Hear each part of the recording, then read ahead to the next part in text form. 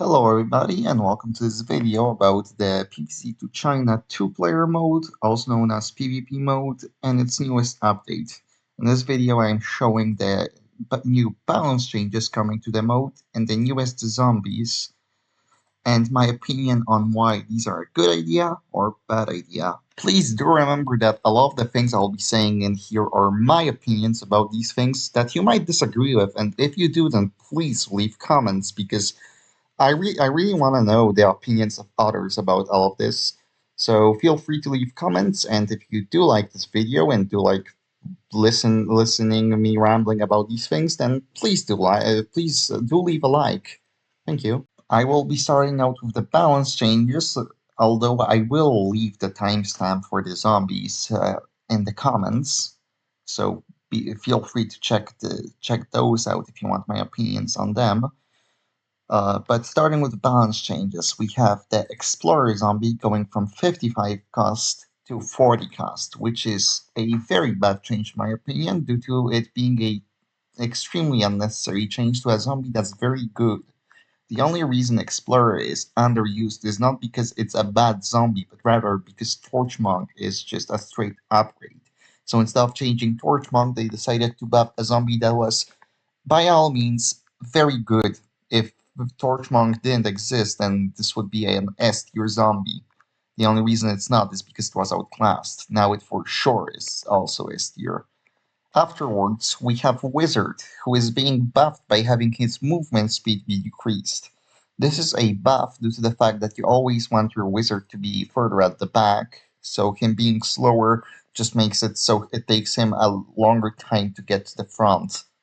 I find this to be a good change due to how underused Wizard is, or at least it would be a good change if not for a certain change that I'll get to later. But moving along, next we have Prospector Zombie, who is a zombie that I always found to be decent, but he was severely underused, so he's being buffed in two ways, although one of them could be seen as a nerf. His HP being increased by 80 is just a nice little buff, is certainly useful. And then there is his speed decrease, which this one may seem like a nerf since now he gets slower to eating. But it is certainly more of a buff due to the fact that his ability is time-based rather than movement speed-based. So now it's just gonna happen with him being further back. The actual timing of the ability does not change, thankfully. So while it will take him longer to actually move from the last lane to the next plant to the next plant, it is certainly still more of a buff since it's easier to protect him. Next, we have Gatling P Zombie, who is getting his cost increased by 15, but having his speed slightly decreased. This could either be a rework or a nerf, depending on if they are nerfing his attack speed alongside his movement speed. Either way, his cost being increased makes sense due to how good of a zombie he is, and I certainly do like this change and think that it might make a difference. Now, within lane 2 of the changes, we have the zombie whose name I am unable to spell, going from 240 cost to just 200, which is a ridiculously stupid change due to this being one of the most powerful zombies in the game mode. It is hard to play, certainly, but it's extremely powerful and certainly does not deserve a buff, which is why this change is extremely stupid and just makes an fairly overpowered zombie even more overpowered. Moving along to a way better change known as Chief Icewind, going from 200 cost to 125.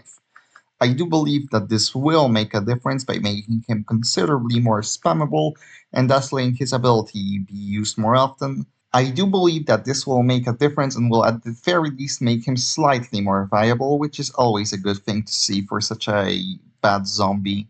Now moving to the actual worst legendary of the game mode, we have Glitter Zombie, going from 150 to 100 sun cost. That's a 33% decrease.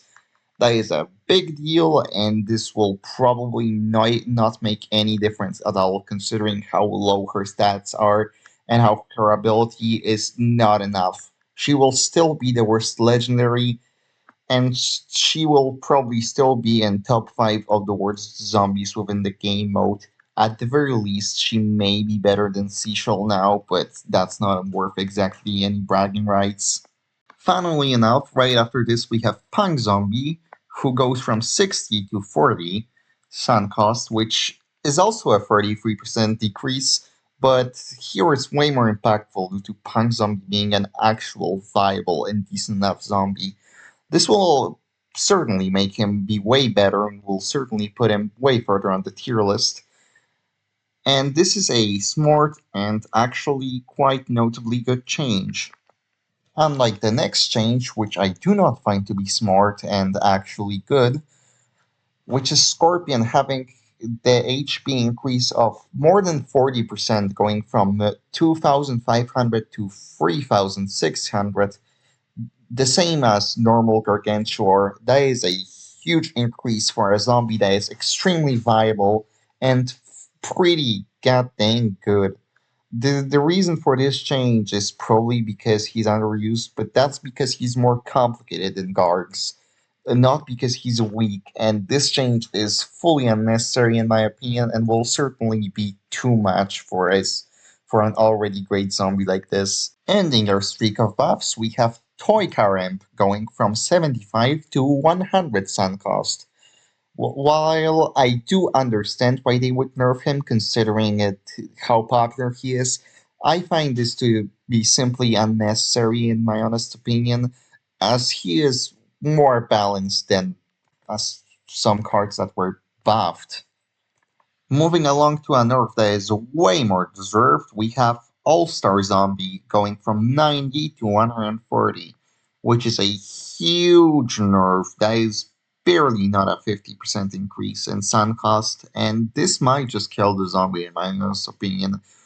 It is certainly a deserved nerf considering that he has always been one of the most popular zombies in the game mode. There has never been a time where he wasn't the most used one, so this nerf might just be the creators giving up on balancing him and just deciding might as well kill him just to see what would happen. Finishing up the list, we have 3 common zombies, all of which are being buffed. First, we have Robocon Zombie, who is getting a decent buff, going from 2000 HP to 2500, which is a 25% increase, which is somewhat deserved due to it being a slightly underpowered zombie. This will certainly make it better with healer, and will certainly make him overall more reliable. Going to a way less impactful chain, Busted is going from 190 base HP to 270, and I'm fairly certain this change is just a technicality, since the base HP of all basic zombies is 270. I think this change is purely here just to make him have the same base HP as all other basics. This is probably not even intended as a buff. It's just listed here due to the technicality of them changing it. And lastly, we have Balloon Imp, who is going from 50 to 35 sun cost, which is simply the most logical change they could have made, because in case you don't know, he is outclassed by Bug Zombie, who is basically the same thing, but simply has more HP, and he costed 40, so they added a literal straight upgrade to Balloon Imp for quite a lot of time. This is them finally realizing that and giving Balloon Imp at least something to be compared to Bag Zombie. This will certainly at least do something and will give some people a reason to use him, and that's good. 2 zombies here that were buffed indirectly are Wizard Zombie and Mr. Punk. Yes, that is a goofy way of calling him. Wizard Zombie is also buffed due to All Star being way worse, which will certainly make Wizard way more popular, which is why I'm not sure if giving him this buff at the same time is the greatest idea.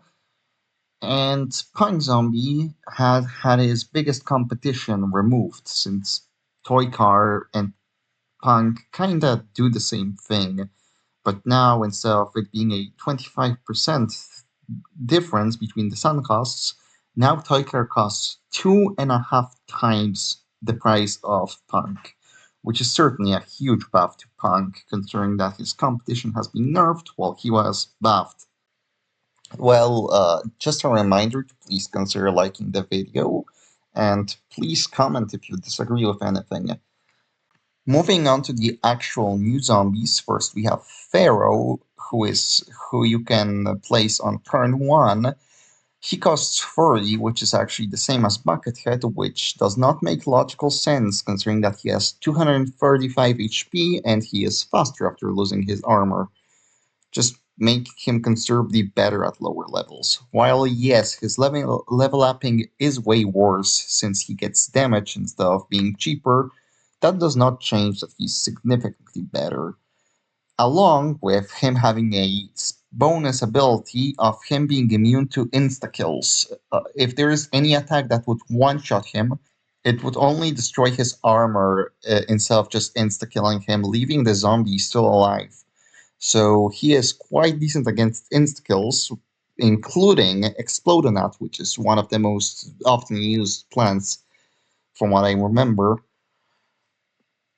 Now, there are people who could believe that he is closer compared to Blockhead since they both gain damage, but the difference being that Blockhead costs 50, which is way more than Pharaoh, and while he does have 265 more HP, that is not HP worth 20 Sun, while also having a considerably less impactful ability of being immune to being frozen. Next, we have a zombie that I think is a way better idea, who is Nunchaku Zombie. You might think that he's stupid since Hammer Zombie sucks and doesn't reflect anything, and it seems like that until you remember that he does have an insta-kill ability with his melee attack. That is actually a big deal. He actually has the same cost and same movement speed as Torchmonk, with him actually having slightly more HP and getting even more HP on upgrade. So he's somewhat like a side break to Torchmonk since he can insta kill even while chilled. Uh, with his insta kill being way slower and worse, but with it being always available, it could be better at times. So this zombie could genuinely be viable yet potentially balanced. Another zombie who is a good idea is Wheelbarrow Zombie, also known as Coal Miner Zombie. He is a turn 4 zombie, so he's competing with Explodonaut, which could mean that he's potentially never used. But he is a very tanky zombie with almost 2,500 HP, although 2,000 of it is the wheelbarrow, so he's not exactly synergetic with healer. But that is a lot of HP, with him also having the ability to insta-kill a plant with his wheelbarrow and make it so a space is not plantable on due to his coal. It does have potential and it could be decent, which is why I'm happy that it was chosen to be added with the new update. I am also fairly happy that Furnace is being added. Now, he is quite complicated, but his gimmick is that the longer he stays alive, the bigger the explosion he does when he contacts with a plant. The problem here is that he's competing with Explodonauts, which kinda makes him automatically worse. But he has a lot of HP, way more than Explodonaut, and he's faster. So he could potentially still be usable, and I hope he is, because some competition to Explodonaut is always good. And he could be interesting with his gimmick of being stronger the longer he survives for. And lastly, the final zombie being added, also known as the legendary of this update, is Mechagarg, who has the exact same stats as normal Gargantuar, while also having the cost of Han Bronze, also known as the Chinese version Gargantuar. He does keep his ability to fire lasers, which is what makes him legendary, what makes him potentially quite great since he can kill plants at the back. Another interesting thing about him is that, unlike all other turn 7 zombies, he gains HP instead of his sun cost being decreased, which could be very powerful depending on how much he gets. Well, that's it. That was the last thing added with this update, unless they will surprise us with something new afterwards. This is great, and I hope you enjoyed this video. I hope you enjoyed my rambling, and please do leave a comment and like if you did. If you made this far, then I'm very thankful for you watching. Bye bye.